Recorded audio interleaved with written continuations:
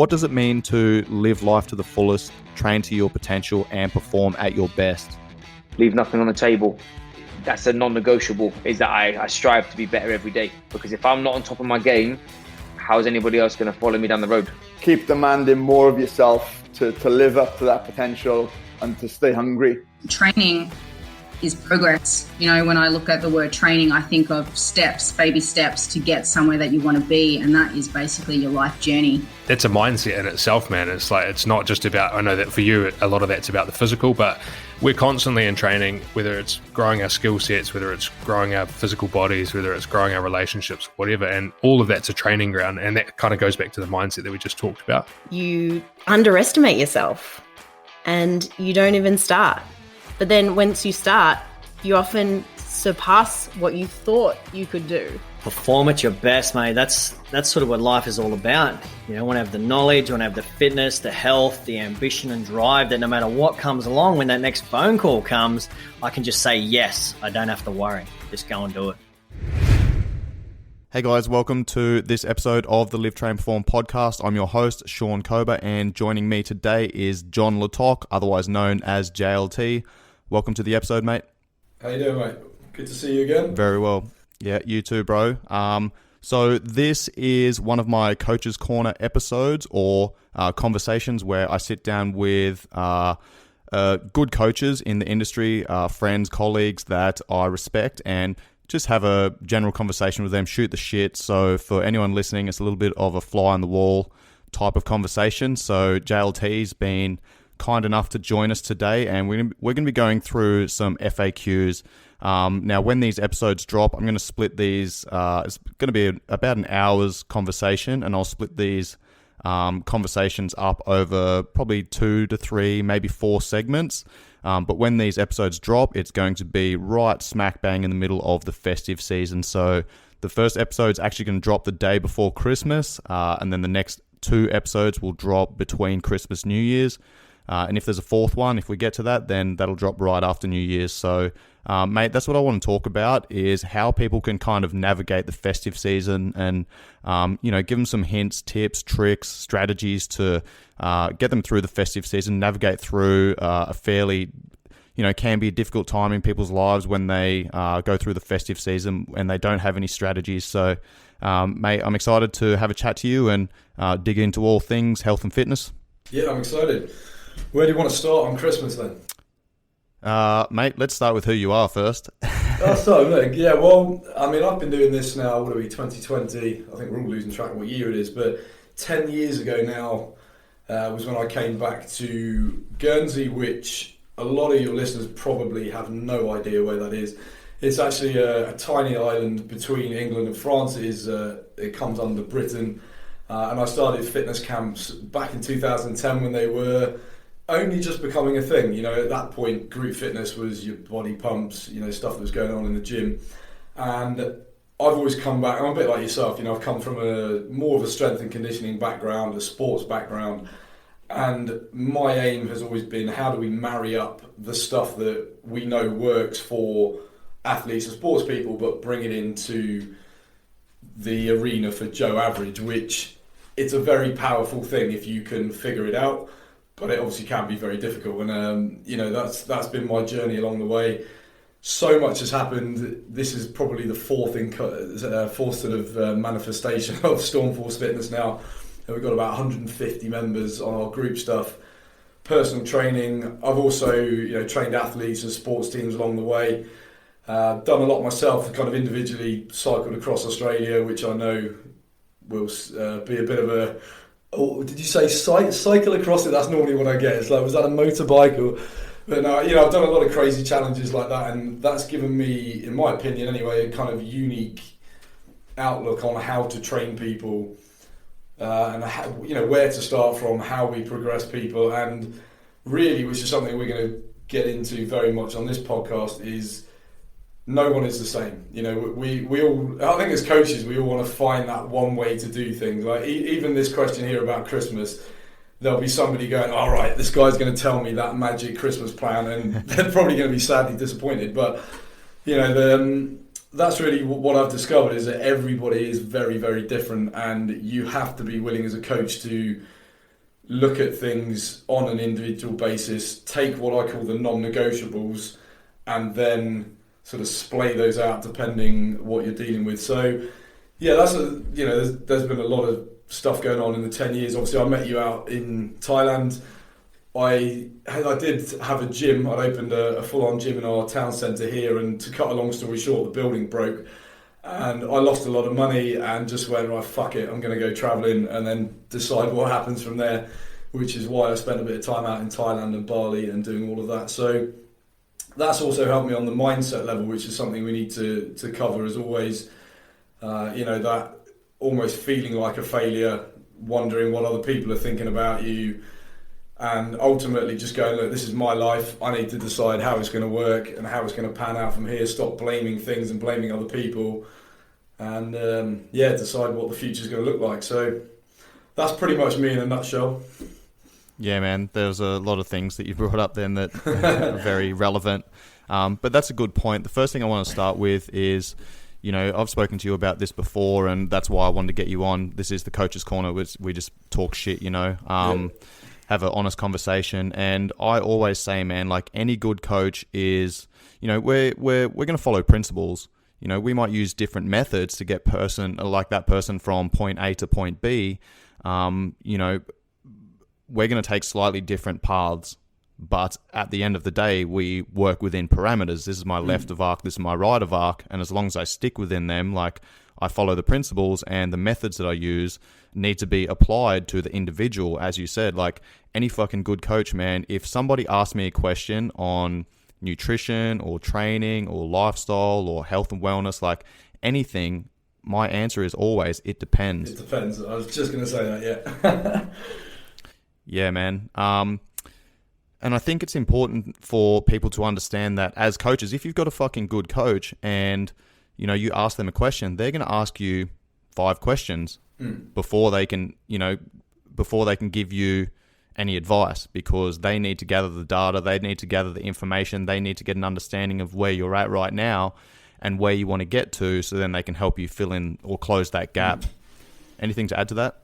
Yeah, I mean, I've had maybe 10, 15 people over my career almost offended by, I send them a form, and I just send you my form, that's always a start point, send that back to me, it gives me an idea how to approach the consultation. If I'm speaking to, you decide you want to be a Muay Thai fighter, the consultation is going to be vastly different to Jilly housewife who comes in who's 6 stone overweight and postmenopausal and all that stuff. So I've had a lot of people going, oh, do I really have to fill in this form? My consultations generally are sort of 60 to 90 minutes. I do things like foot scanning and movement assessments and all of this jazz. And I've always found it weird that a lot of people don't want to do that stuff. It's like, you're asking me for things that essentially you want me to help you change your life, but you don't want to fill in a form. And that alone sometimes is like we talk about red flags in relationships, and I'm like, look, if this person doesn't want to fill in a form, are they going to fill in a nutrition diary? Are they going to, when times get busy and the kids are playing up, are they going to be turning up for their session? And the odds are they're probably not. And that's something you'll have been through as a coach. You just learn that along the way. You almost don't want to admit it, because as a coach you want to have that 100% success rate, and I've just realised that's never going to happen either. But yeah, it's amazing for me how many people are not willing to answer the questions, and also how many coaches aren't willing to ask the questions. And a lot of people, admittedly I've done it myself in the past, I'll have somebody who comes in, quite a powerful personality, maybe very high up in business, and they're like, look, I haven't got time for this, I just want to get training, I want to lose weight. And I'll be like, oh, okay sir, we'll do it your way. And inevitably it doesn't work and it falls apart.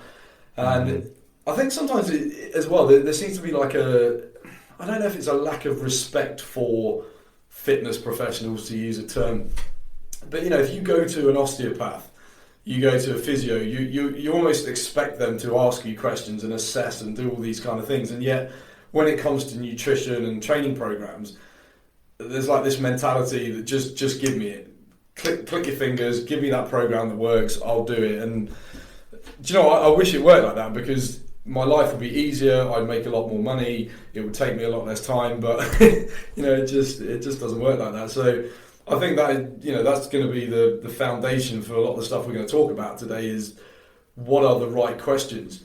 Do you know? Yeah, man. I'm guessing you must know Dan John.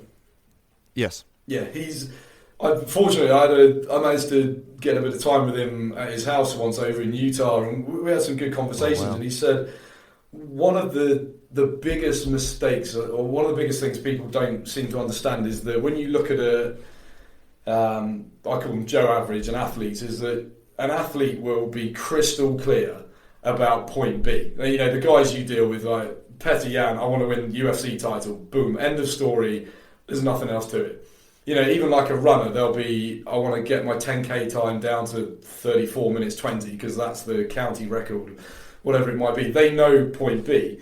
The strange thing with athletes is they very rarely know their point A. Like, they don't understand their movement dysfunction. They don't understand how strong they are, how strong they should be, and so on. So the questions are very different and the assessments are very different. Whereas if we're talking to Gilly Housewife, she's crystal clear about point A. She's fed up with crying every day. She hates herself. She knows where she's at. Yeah, but she's got no idea about point B. She doesn't know how good she can feel because she's never been there. She doesn't know how lean should I be? Should I look like a fitness model? I hear 10% body fat. Is that good for women? They literally have no clue where they're going with it. Which, again, if you don't know point B, then how are you ever going to write a successful program? So again, that all comes under this arc of what are the questions, what are the right questions, because you get those wrong and you're pissing up the wrong tree to start with. Yeah, 100%, man. One of Dan John's quotes that has really stuck with me is, if it's important, do it every day. Yeah. And another thing that ties into what you just said there is, if you're going to put the fucking time and effort into climbing up a mountain, make sure you're climbing the right fucking mountain. Yeah. Yeah, there's so many good quotes about that. Like one of my friends, his quote is, it's about, he actually they did a movie about the compass and how your personal compass, again, you know this better than anybody from sort of experiences in the forces. If your compass is out by 1 degree, if you walk 10 meters, you're not really off course. You walk 100 meters, you're not really off course. But you do that for 10 miles, 100 kilometers, then all of a sudden you're like, oh shit, we are miles away from where we need to be. And then, unfortunately, it then takes, it's almost more effort to then backtrack. And so, we talk about, even in terms of technique, they say that it takes 300 perfect repetitions to learn a movement and ingrain it in your brain, but it takes 500 to undo a bad one. So, again, this is, unfortunately, I know people have said this about me and you before. We're almost a bit stoic and a bit regimented, and I know it comes across that way, but ultimately, in the long run, we get a lot more done. We get stuff done a lot faster. My mum used to say more haste, less speed, and that's the problem.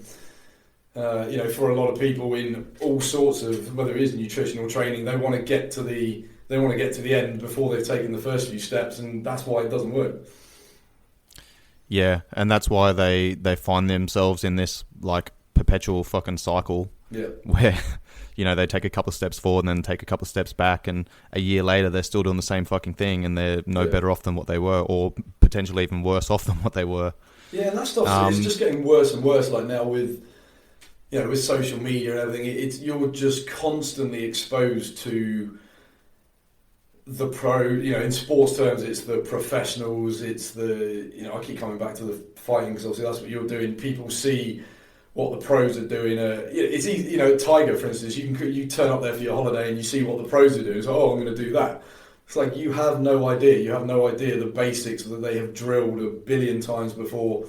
You're exposed to that. Like I said, on social media, you're exposed to the fitness models. And unfortunately, the way these algorithms and things work, the more popular someone is because they're a celebrity or whatever, the more they're going to be shown. So you start to believe that is the way things are done. That is what I should be doing. And that, I talk to a lot of people in finance, and one of the things in finance is they talk about opportunity cost as well. In other words, if I invest 10 grand in this particular stock or share, whatever you want to call it, I obviously then can't invest that 10,000 in share B. And this is what happens with social media, is you might finally go, oh, this Cobes knows what he's talking about, I'm going to start following his program. And 5 minutes, you pay for that, they get going. 5 minutes later, oh, Jon Le Tocq seems to know what he's talking about as well. And, oh, Dave's got a good program. And as soon as you commit to one thing, you're exposed to this massive opportunity cost of what you're not doing. And then, you know, the term we use at the moment is FOMO, you know, that fear of missing out. And then people, oh, actually, now that I'm past the sort of initial phase of Cobes' program that got results, and, you know, things that are slowing a little bit as they do on any program, then the opportunity cost almost seems to get higher. So, well, I'm not really getting those great results anymore. I'll move on to this and move on to this and move on to this. And, you know, that ties in with what we just said about you're not asking the right questions at the right times. And that is the thing, the questions do change along the way, which is, for me, that's another important thing, is you don't just ask 5 questions, here's a perfect program that will work for 5 years. It doesn't work like that. Yeah. Like these are the questions I'm going to ask now, and this is the direction I'm going to take you in right now. But in 4 weeks' time, 6 weeks' time, 8 weeks' time, I'm going to ask some fucking different questions. We're going to figure out where your new baseline is, and then we're going to adjust. And I think it gets harder and harder now with all that stuff, because people are so busy. It's almost like, I swear people feel like we're pestering them, like, oh, just give me the workouts and I'll do them. It's like, it doesn't work like that. I want it to work like that, but really, anybody listening to this, it's like you have to keep questioning yourself. You have to keep questioning the program, and as you say, a good coach will in some ways do that for you, but ultimately the answers will come from you. So, you know, let your coach do their job. That's probably the message. Yeah, man, this fucking ties back into the very first thing that we were talking about, you know, you sending that form over to your clients. Like, if they're not going to fill out the fucking consultation form properly, like, if they're not going to give you that information right there and then, like, what's going to make them give you the information to the questions that you're asking as you go through the program? It's not going to happen. So I send my potential clients, if they want to work with me, they want to do online coaching, I send them through my questionnaire. If they don't fucking reply to the answers, I don't take them on. Yeah. You know, so I put it back onto them. I'm like, well, if you can't even commit to replying to this fucking email, then you're not going to give me the information. You're not going to tell me what's going on in your life. So then I can guide you to, you know, figure out the answers for yourself, and provide the advice and the guidance for where you're at right now and what you need to do to move you in the right direction, to either move you in the right direction or maintain where you're at, or fucking stop yourself from sabotaging yourself and taking those 3 steps backwards. Yeah. I've got a great friend over here, Dax Moy. He's been a very good mentor for me and a great coach. And he said once, you know, I realised the attitude, or one of the attitudes I need to take is, I'm not putting in more effort than you are. And that's the thing I have with clients. You know, a lot of people don't realise, you know, every Monday morning I sit down, I go through my online clients, my real life clients as I call them. Right, what do we need in this program? Okay, we'll have a look at your nutrition. You know, I'm not putting in all of that effort and thinking about what I need to give you if you're not even willing to, like you said, answer these questions or fill in the little diary. You know, the amount of times I have to chase people and say, mate, how did this week go? Like, there's nothing, you put nothing on the software. I literally am working with, oh yeah, sorry, I just kind of forgot. Yeah, I did that workout, but I didn't do that one. I'm like, you know, I'm not sitting down for an hour. Even if you're paying me, like, there comes a point, you know, all right, it's maybe a privilege as a more advanced coach when you've got more clients. You can just go, look, I've had enough. I don't care about your money. I want to work with people. And without going too much off track, you know, if there's any newer coaches listening to this, I think that's an important business thing as well, is like, don't be afraid to fire clients, because in the long run it will work in your favour, because you will get known for almost like everybody you work with, you get great results. You know, you don't have these tire kickers who are then going to go, oh, I did Jon's program, it doesn't work, and I didn't lose weight. It's like, it's nothing to do with Jon's program. Yeah, bro, and that's that 100%, man, and that's that self-selection bias as well. And, you know, like, yes, I sent through some questions that we want to talk about to give people some advice through the festive season, but, dude, this is a fucking important conversation. This is what this whole segment is about, is, like, giving people this information. Like, this is what we're looking at as coaches, you know, and if you are a new trainer, a new coach, like, yeah, you need to fucking put in the time and the effort, and you need to take everyone on board so that you can figure out, you know, the jigsaw puzzle of a fucking human being, and every single person's individual needs and responses and all that type of stuff. But then as you get better at your craft, then you can start refining it, and then you can start building your niche. And this is where, you know, like you said, man, you start kind of screening your clients before you take them on. Yeah. And that's important, man, because then you actually know that, I mean, when I first started, I was charging like $300 or I think it was like $200 for 3 months or something like that, man. It was cheap as fuck when I first started my online coaching. It's 3 times the amount of that now. You know, and that whittles people out. That, you know, again, they remove themselves from that once they find out the price. But then I know the people who are paying the price and are filling out the questionnaire and, you know, are doing everything that I ask of them. I know that they're invested, and I know that they're going to put in the time and effort. Anything to add to that? Yeah, I mean, there's 2 sides to that coin for the coaches and the clients. Is like in business terms, it's almost like they call it the velvet rope around your business. Like, you know, when you go to a nightclub, they literally have like a velvet rope around it, and, you know, if you're VIP, you're allowed to be on the rope, and it's a way of having standards. It's like this, you know, if you're not wearing the right shoes, you're not coming in, and that's from a business point of view. That's very important for you to maintain standards. And I think, you know, if from a client side, if you are serious about getting results, it's that thing of going where your kind of desired behaviours are required behaviours, because then, you know, that should give the client confidence in that these guys have standards, these guys expect this of me, and therefore I can be confident that I will get results. You know, if you're just picking a coach because they've got their abs out on Instagram and things like that, it literally means nothing in terms of the results you're going to get. So yeah, there's definitely 2 sides to that coin, and it's something, like I said, I ignored it as a younger, naive coach, because you're literally, you run your business on the wallet and pulse mentality. All right, this guy's got money, he's breathing and he moves, therefore I'll take him on as a client. And but you have to, man. That's how you learn. Yeah, you do. Yeah, that's how you learn, though. I'm not even saying don't do it. I think it's just stop doing it as soon as you can. Yeah. You know? Yeah, and that's another good point that you just made then as well. You know, sometimes I'll get my online clients that will, you know, touch base with me a couple of days before we've got our scheduled call, and they're like, hey, I don't want to check in this week because, you know, I haven't been training, I've been eating shit, my sleep's been off, blah, blah, blah. I'm like, no, that's bullshit. I'm like, that's when my fucking job starts. Yeah, exactly. When shit's not going well.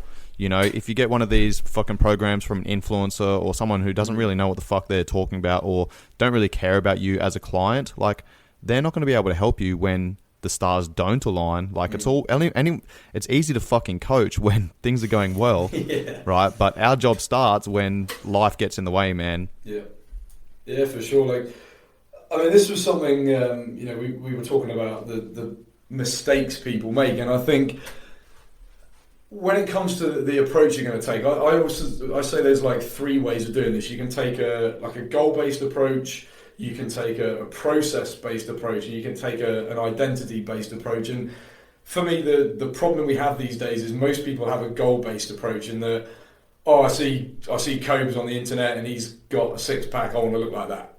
Great, that's a good start. But then what it does for me, that kind of creates like this massive gap. Like, I'm here, I should be here, I can't be happy until I get to that goal. There's no understanding of what's happening in between. There's no management process or so on. So then you go, okay, well, what about if I pay Cobes for a program? And that will get me kind of through those steps. I now have that process in place. The problem with that is, like you said, then what happens when the conditions change? And this is something that happens massively in January. You know, first week of January, I might even still be off work. I'm just going to train twice a day and eat cabbage and do all this sort of stuff. And then once we get into work again and those stresses and the kids are back at school and I've got to do the school run, as soon as the environment changes, now that magic process doesn't work. Do you have a way to navigate around it? Like, again, it's an old army term, you know, no plan survives contact with the enemy. Everything looks good on paper. So the third approach is that I like to try and instill in people, and this relates back to who you choose as a coach, is the value-based approach, where you understand who you want to be, you understand how you want to live, you understand what to do on a daily basis, and you then, it means every minute of the day, every incident that comes up, every problem you come up against, you put it up against your values, and that's how you can then make the correct decision. And really, that's the big secret to getting results, is I can walk into a pub and I know what I'm trying to achieve, and I can go, okay, I can have a couple of pints because I understand my values. I understand that I want to get up at 7 o'clock tomorrow morning and train. Whereas somebody who walks in a pub with, it's like, oh, I've got my fitness plan, but I have no frame of reference for what to do in a pub. I have no frame of reference of what to do when I'm stressed. And that comes back to that clarity. Exactly, yeah. But dude, like, man, we've literally fucking gone full circle, and this is why we ask those questions in that original fucking email that we send to people. Yeah. Is because I guarantee they're not asking themselves those questions. Like, almost every client that I've sent that email, they write back and I'm like, I've never actually thought about this stuff. It's like, all right, well, you know, now we're giving you clarity. I'm guiding you to figure out your own fucking answers, so then, you know, you can provide that information to me, so then I can, you know, push you in the right direction. And that rounds out the first installment of an 80-minute chat that I had with my mate JLT of Stormforce Fitness. Stay tuned for the next episode, where we're going to be diving into hints, tips, and strategies to navigate through the festive season. Have a very Merry Christmas, guys. I will chat to you soon. Peace.